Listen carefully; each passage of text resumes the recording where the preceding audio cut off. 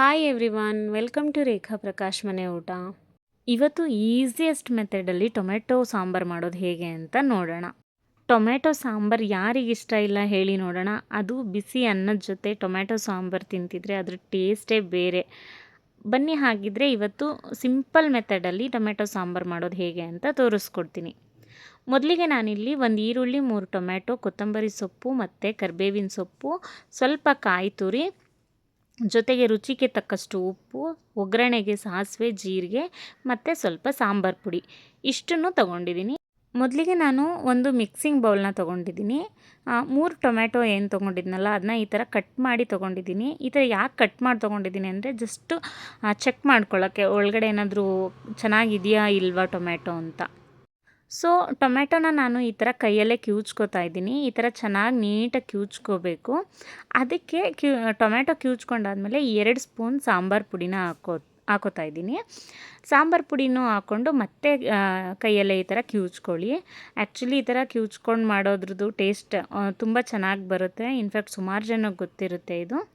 ಹಾಗೆ ನಾನಿಲ್ಲಿ ನೀರನ್ನು ಸಹ ಸೇರಿಸ್ಕೊಂಡು ನೀಟಾಗಿ ಕಿವುಚಿ ಎತ್ತಿಟ್ಕೋತೀನಿ.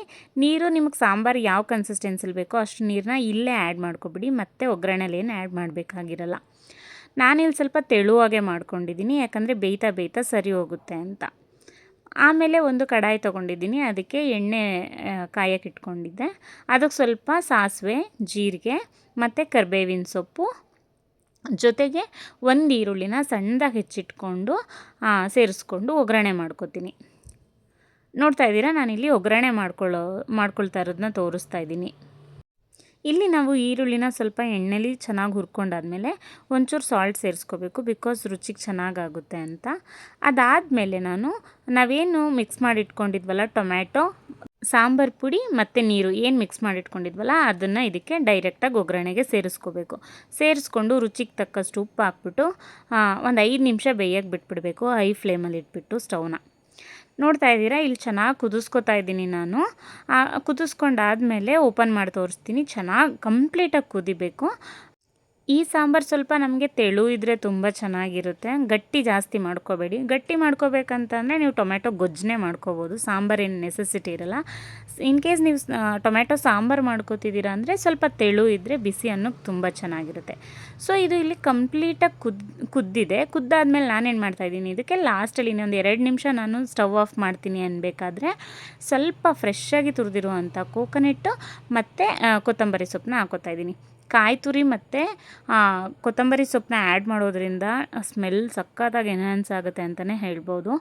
ಇಷ್ಟೇ, ಇದು ಹಾಕ್ಬಿಟ್ಟು ನೀಟಾಗಿ 1-2 ಕುದಿ ಕುದಿಸಿದ್ರೆ ಟೊಮೆಟೊ ಸಾಂಬಾರು ರೆಡಿ. ಬಿಸಿ ಅನ್ನಕ್ಕಂತೂ ಬೆಸ್ಟ್ ಕಾಂಬಿನೇಷನ್ನು. ಜೊತೆಗೇನಾದರೂ ನೆಂಚ್ಕೊಳ್ಳೋಕೆ ಇಟ್ಕೊಂಡು ತಿಂತಾಯಿದ್ರೆ ವಾವ್, ತುಂಬ ಚೆನ್ನಾಗಿರುತ್ತೆ. ಇದಾಗಿತ್ತು ಇವತ್ತಿನ ಸ್ಪೆಷಲ್ ರೆಸಿಪಿ. ಯಾರೆಲ್ಲ ಈ ವಿಡಿಯೋನ ಸಬ್ಸ್ಕ್ರೈಬ್ ಮಾಡ್ಕೊಳ್ದೆಲ್ಲ ನೋಡ್ತಾ ಇದ್ದೀರಾ, ಪ್ಲೀಸ್ ಒಂದು ಸಬ್ಸ್ಕ್ರೈಬ್ ಮಾಡ್ಕೊಂಡು ನೋಡಿ. ಹಾಗೆ ಈ ವಿಡಿಯೋ ನಿಮ್ಗೆ ಇಷ್ಟ ಆಗಿದರೆ ಲೈಕ್ ಮಾಡಿ, ಶೇರ್ ಮಾಡಿ, ಹಾಗೆ ಕಾಮೆಂಟ್ ಮಾಡಿ.